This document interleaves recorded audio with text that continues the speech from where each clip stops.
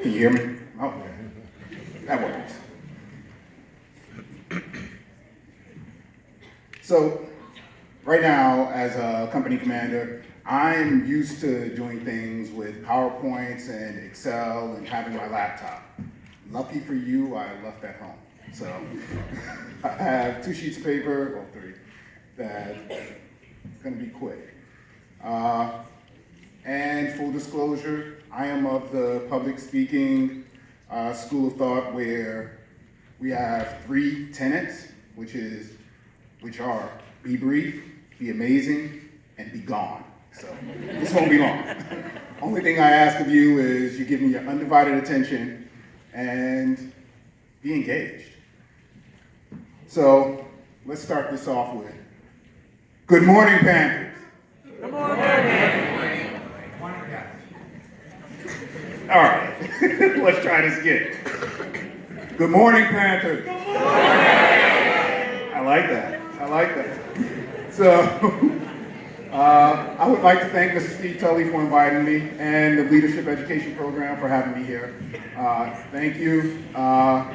And I am very honored and humbled to be invited as a guest. And in addition, with people such as Reverend Cordell Woodson of the New Hope Baptist Church. And before I get into the meat and potatoes of my speech, I want to take a moment and I want to remind you at some point today, think of Lieutenant Colonel McLaughlin. Think of what he's doing overseas, and just take a moment. Think of it, all right? And if you have a chance, send a care package. They like soap. Care packages. All right. Connect, engage, inspire. Connect, engage, inspire. In my time in the military, I've come to realize that for an organization to be successful in the realm of diversity, you mustn't create a separate program for diversity, but instead, you must integrate the ideas of diversity into every aspect of that organization, that community, that school. As a leader in the military, as a recruiting company commander, I don't have a specific soldier assigned to diversity recruiting. However, each of my soldiers, each of my recruiters has incorporated the ideas of diversity into their daily performance duties, into their everyday lives. Not only does this enhance their skills and competency as soldiers and recruiters, but it also enriches our organization. It enriches our community, and it can enrich your school.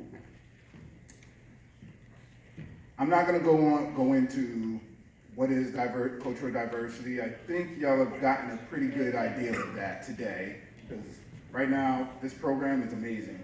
So good job, leadership program. I love this.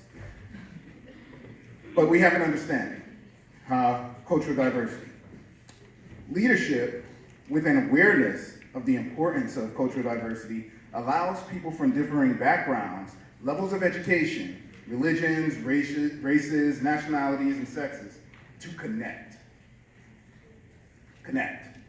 Concerning leadership in the Massachusetts Army National Guard, maintaining a diverse organization allows for people with differing lifestyles and cultures to challenge each other.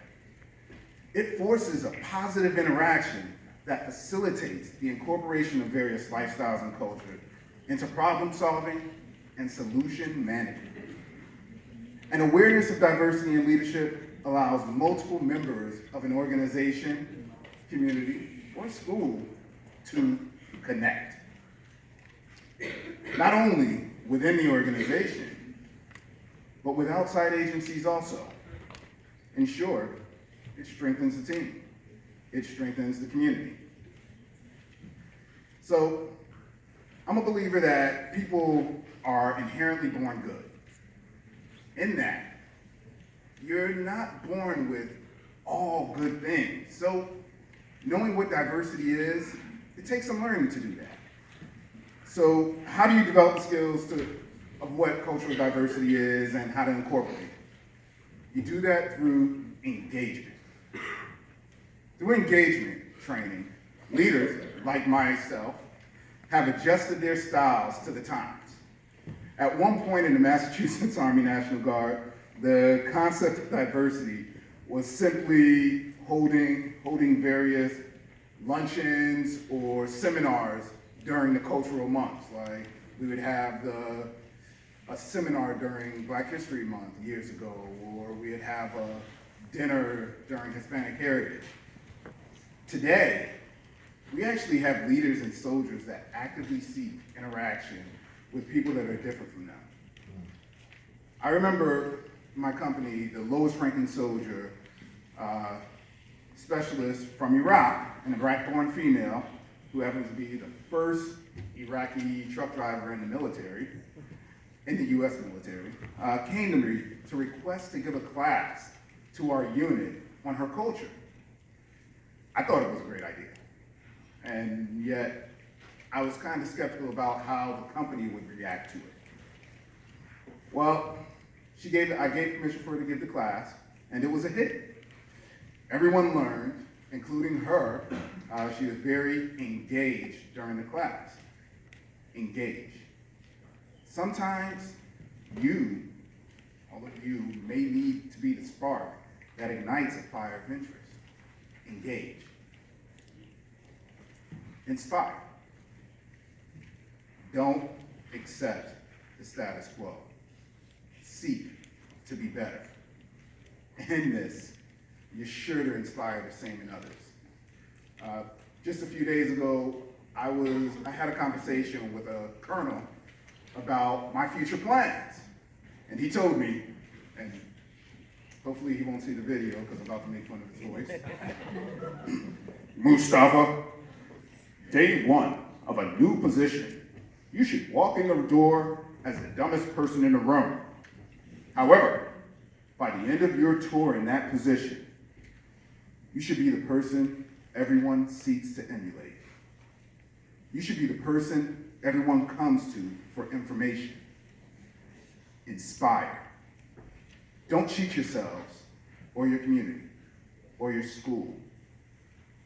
Set ambitious academic and personal goals. Develop a strong voice and use it. If you feel that you can make a difference, do it. Be like that young soldier in my company. She saw an area that we needed to improve on, proposed an idea, and followed through. Since then, she has inspired multiple soldiers in different units throughout the Massachusetts Army National Guard to do the same, to teach about their cultures, their heritage. Now, all of you here are probably like, okay, cool, how does this apply to me?